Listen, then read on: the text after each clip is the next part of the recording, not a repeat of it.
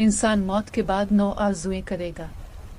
अल्लाह की किताब कुरान में जिक्र की गई हैं, वो दर हकीकत इंसान के अमाल की हकीकत को ज़ाहिर करती हैं और वो पेशीमानियाँ और ख्वाहिशात हैं जो इंसान इस वक्त करेगा जब वो अपनी आखिरत की हकीकत को समझ जाएगा। कुरान में मुख्तलिफ मकामात पर उन आरज़ुओं का जिक्र किया गया है जो इंसान को मौत के बाद पेश आएंगी। ये आरज़ुएं इंसान के दिल की गहराइयों से निकल कर अल्लाह की तरफ रुजू करने और उसकी हिदायत की तलब में मुब्तला करती हैं। यहाँ उन 9 आरज़ुओं का जिक्र है जो कुरान में आई हैं। 1 नंबर, आए काश मैं मिट्टी होता तो हिसाब ना होता। सूरत अल-निब 40। ये आरज़ू इस बात को ज़ाहिर करती है कि इंसान मौत के बाद अपने अमाल की संगीनी को समझकर ये ख्वाहिश करेगा कि वो मिट्टी होता तो इसे हिसाब ना देना पड़ता।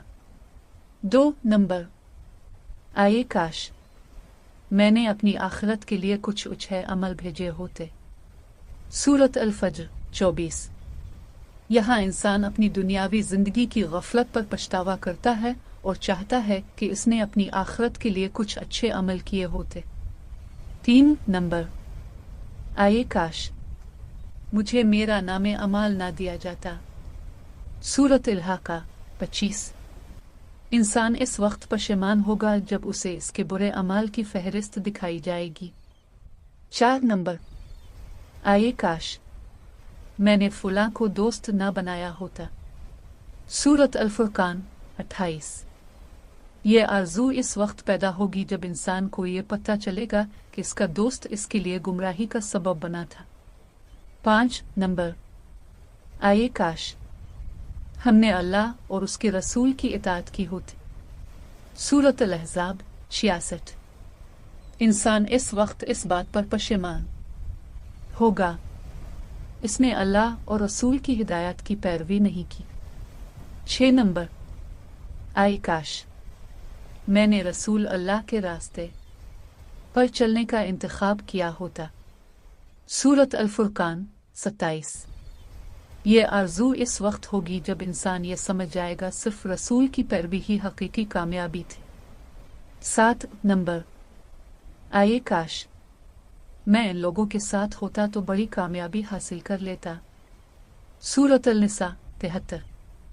ये आरज़ू जन्नतियों के साथ शामिल होने की ख्वाहिश का इजहार करती है जब इंसान आखिरत में जन्नतियों को जन्नत में दाखिल होने का मंजर देखेगा।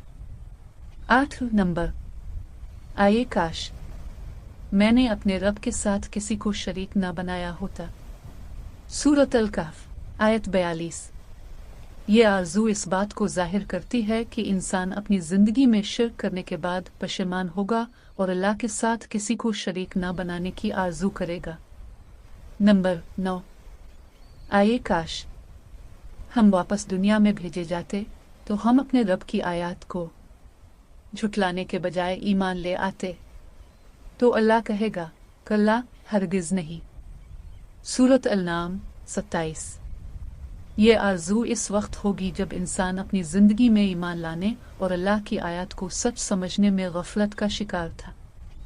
नतीजा, ये तमाम आरज़ुएं इंसान की इस गफलत को ज़ाहिर करती हैं जिसमें वो अपनी ज़िंदगी गुजार रहा होता है और उसके बाद पछताया जाता है कि अगर उसने अल्लाह की हिदायत के मुताबिक ज़िंदगी गुजारी होती तो इसका हाल मुख्तलिफ होता।